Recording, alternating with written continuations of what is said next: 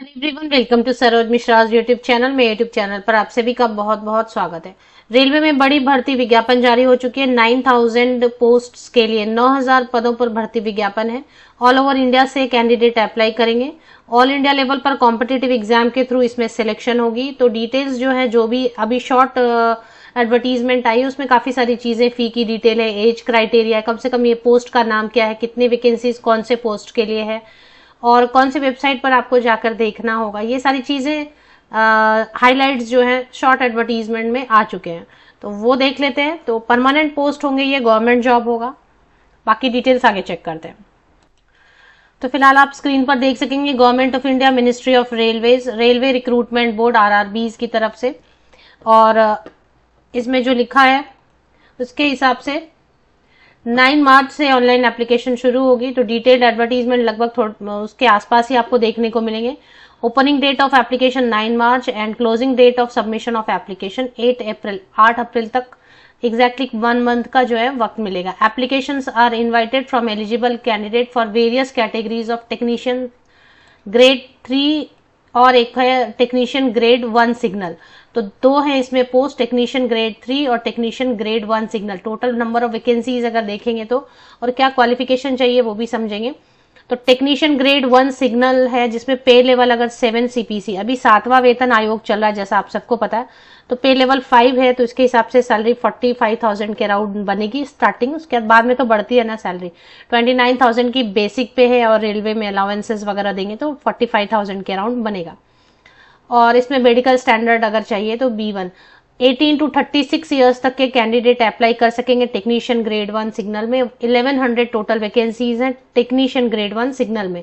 और technician grade 3 में पे लेवल 7 पे के हिसाब से लेवल 2 देंगे, जो सैलरी थोड़ी कम बनेगी इसमें। 19,900 to अराउंड 32,000, 32,000 के लगभग, 35 ज्यादा से ज्यादा सैलरी स्टार्टिंग सैलरी बनेगी, फिर तो सैलरी बढ़ती रहेगी।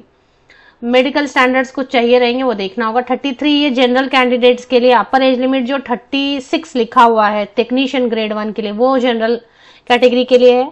33 इयर्स जो अपर एज लिमिट टेक्नीशियन ग्रेड 3 के लिए लिखा है वो भी जनरल कैटेगरी के लिए। अगर आप रिजर्व कैटेगरी से हैं तो ऊपरी आयु सीमा में अपर एज लिमिट में रिलैक्सेशन मिलेगी। सबसे ज्यादा पोस्ट है टेक्नीशियन ग्रेड 3, 7,900। टोटल 9,000 वैकेंसीज बनेंगी।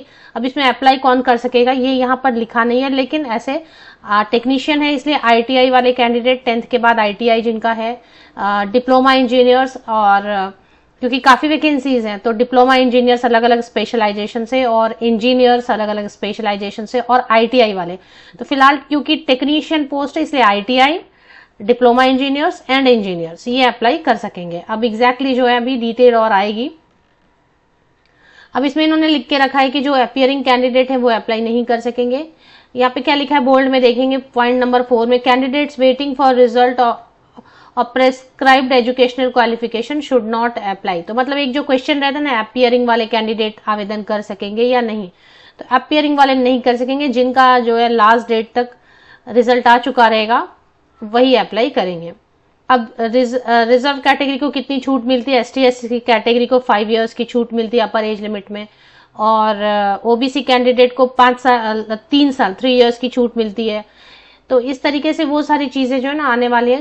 कंप्यूटर बेस्ड टेस्ट होगा सिलेक्शन के लिए। Mode of exam online exam होगा कंप्यूटर पे, और 500 रुपीज फी रहेगा मैक्सिमम। मिनिमम जो है ना, जिन कैटेगरी के लिए छूट रहती है, महिलाओं के लिए, transgender, SC ST, ex serviceman, economically backward class, इन सब के लिए 250 रुपीज रहेगा। बाकी सभी कैंडिडेट्स के लिए, पुरुष अभ्यर्थी मेल कैंडिडेट्स के लिए, जनरल के लिए, EWS OBC कैटेगरी के मेल कैंडिडेट उनके लिए 500 रुपीज फीस रहेगी।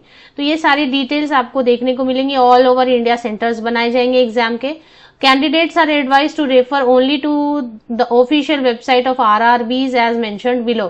तो ये अलग अलग RRBs के ऑफिशियल वेबसाइट है ना, जैसे पटना के तो rrbpatna.gov.in, मुंबई का है तो rrbmumbai.gov.in, इन वेबसाइट्स पर भी आएंगे एडवर्टीजमेंट।